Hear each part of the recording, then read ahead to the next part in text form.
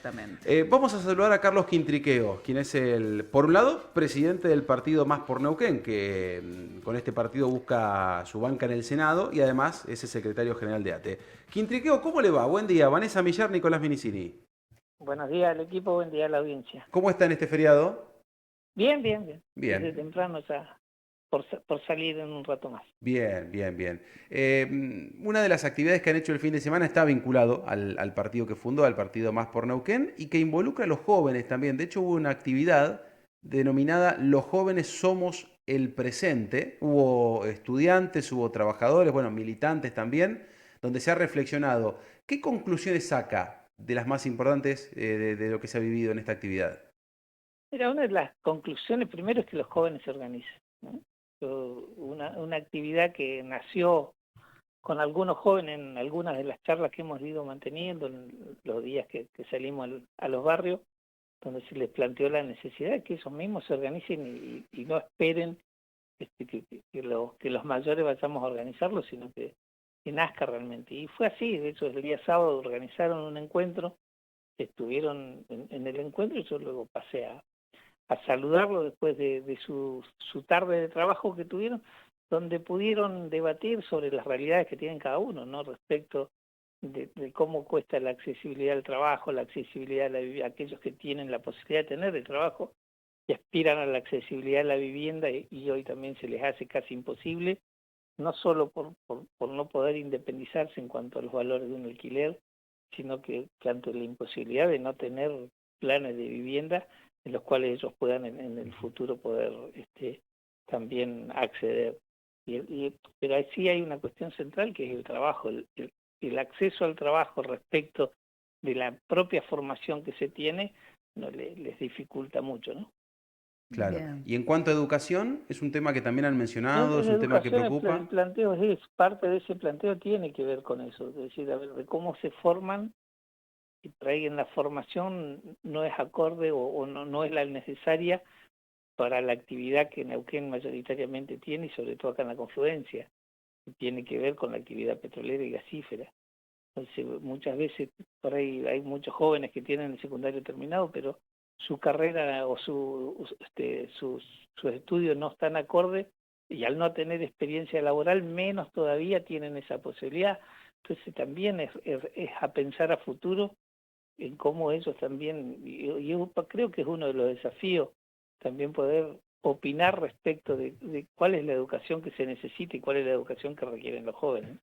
Quintriqueo, ¿cómo le va con el tema de las afiliaciones? Porque había empezado una campaña Bien, para... de hecho, bueno, ellos estuvieron también trabajando en esa campaña de afiliación. Hoy tenemos tanto en Plaza Huíncul, Cultural estamos ya finalizando las presentaciones. Creemos ya en estos días va a poder presentar las finales. La semana pasada se hizo una presentación de un número importante de afiliaciones y bueno, ahora estamos esperando la revisión de esas afiliaciones y sobre eso poder presentar después ya en el tramo final las restantes, ¿no? ¿A qué número piensan llegar con las que se reunieron? Creo que vamos a superar la requerida, que son algo de Ujú, 2.280, algo así. Bueno, vamos a superar tranquilamente eso, ¿no? ujú. Y en Bien. caso de ser senador, ¿qué proyecto presentaría vinculado a los jóvenes? Que es el tema que hablamos hace unos minutos. Mira, creo que hay que buscar la forma de cómo se genera empleo, ¿no? Y también tener de acuerdo con esto con el sector empresario, es decir, cómo se promociona el empleo para los jóvenes, pero sin que ese joven después termine siendo explotado, sino que sea una cuestión que a las partes le convengan. También se tendrá que estudiar en la cuestión tributaria hacia el empresariado, qué es lo que necesita para que ese joven, en el caso del Neuquén, sea un empleo joven y sea neuquino el que sea el que se tome en ese puesto de trabajo. Tal vez tener Ujú. alguna diferenciación en la cuestión tributaria de aquel empresario, aquel pequeño empresario que tome empleo, en este caso neuquino, tener una diferenciación, una disminución en algún tipo de tributo, ¿no? Bien. Carlos, llevando al otro tema, uno de los asuntos que se debatió en la semana fue este proyecto de que la Caja de Jubilaciones Neuquina pase directamente al gobierno nacional, algo de lo que se empezó a hablar porque, bueno, habría una iniciativa en ese sentido que está comenzando a circular por Nación, y usted fue una de las voces que salió a expresarse en contra de esa posibilidad. Sí, sí, primero un rechazo. A ver, si uno hace una secuencia en los 90, resistimos también el embate del menemismo en ese momento de intentar llevarse. Algunas provincias tuvieron que ceder sus cajas y las cedieron al Estado Nacional. En el macrismo sucedió lo mismo. De hecho, en la provincia de Neuquén pudimos constituir una ley de protección y de blindaje al Instituto de Seguridad Social en ese momento. Y hoy no aparecen con nada novedoso, sino que vuelven a aparecer con algo de lo mismo, que es transferir una caja que sería en perjuicio de los actuales y los futuros jubilados, lo cual nosotros rechazamos. He escuchado la expresión del gobernador, bueno, en el mismo sentido, que nos parece correcto, porque es algo de los neuquinos, y los neuquinos tenemos que resolver cómo se sostiene la caja. Yo cuando por ahí he escuchado de que la jubilación en neuquina la pagan con la contribución o los impuestos de todos los neuquinos, lo cual es una burrada muy grande no saber de cómo se sostiene el régimen jubilatorio en nuestra provincia. Entonces, bajo ese pretexto elaboran proyectos de ley de transferencia de las cajas, desconociendo totalmente lo que pasa y cuáles son los aportes. Acá quienes aportan para el sostenimiento de la caja, por un lado, son los trabajadores que pagan el 21% de su remuneración, y por otro lado es el Estado que paga la parte que corresponde, ¿no? Ujú. ¿Cuál sería el beneficio entonces de Nación de ir a buscar, por ejemplo, la caja de Instituto en Neuquén? Esa caja no es una caja que esté dando déficit en ese momento. Y a Nación lo hizo bajo el pretexto de la unificación del régimen jubilatorio. Lo que buscan es transferirle y no que hayan regímenes que se puedan demostrar que pueden ser más eficientes que lo que imaginemos, ¿no? Que hoy un jubilado en el orden nacional, y que no es responsabilidad de esta gestión de gobierno, sino que viene de arrastre, ¿no? La mayoría, el 80% de los jubilados nacionales cobran el haber mínimo, cuando en realidad acá se garantiza el 80 u 82% móvil de nuestra jubilación.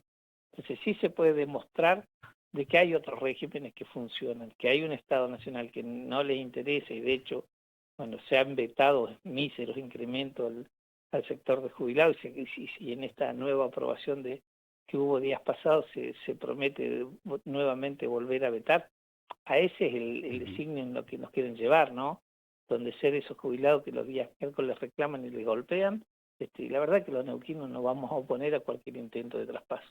Carlos, en los hechos, como para poner en blanco sobre negro la diferenciación, un docente neuquino, un empleado público neuquino, en comparación a lo que gana, lo que ganaría si dependiera de una jubilación de Nación, ¿cuál es esa diferencia?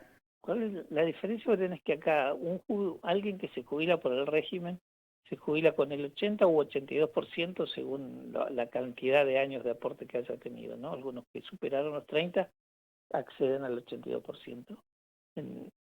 ¿Cuál sería la diferencia? Ya iríamos seguramente a lo que es el haber mínimo y una jubilación que no tendría la movilidad que tenemos acá.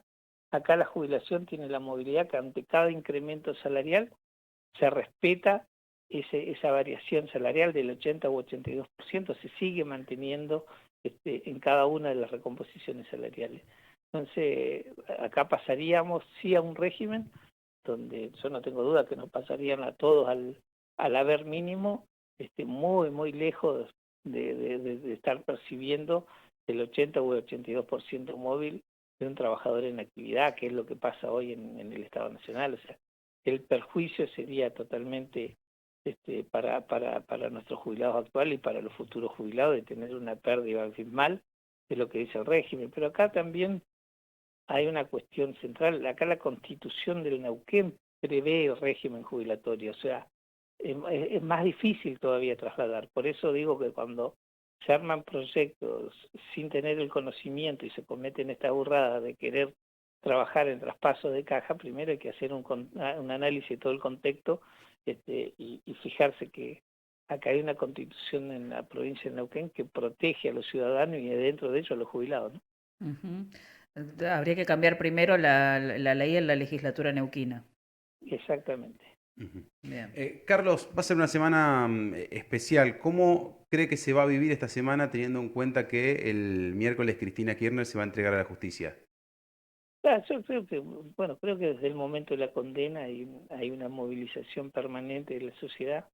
Eh, Creo que la cuestión política respecto de lo que fue la condena y el fallo y la celeridad que tuvo, ¿no? Pensemos que hay expedientes hace más de 15 años en la Corte Suprema y no tuvieron el tratamiento exprés. Entonces creo que el error es cuando la justicia resuelve cuestiones que tendría que haber resuelto la política. Y que esta semana va a vivir esa movilización, bueno, de hecho se ve todos los días. Creo que el día que se vaya a entregar y se les asigne el lugar de arresto, bueno, será hasta ese momento creo que va a haber una gran movilización por lo que uno puede apreciar, ¿no? Ujú. ¿Y desde ATE están preparando alguna movilización para el miércoles por este tema? No. No. El epicentro es en Capital y Ujú. sí los compañeros de ATE Capital Federal están hoy en esa movilización. Ujú. El 26 cobran el aguinaldo, ¿no? ¿Estatales? Aguinaldo y sueldo. Y El sueldo día también. 26 se paga aguinaldo y sueldo para el conjunto de los estatales y jubilados. Bien. Carlos Quintriqueo, muy amable. No, gracias a ustedes por el espacio. Un placer, como Hasta siempre. luego.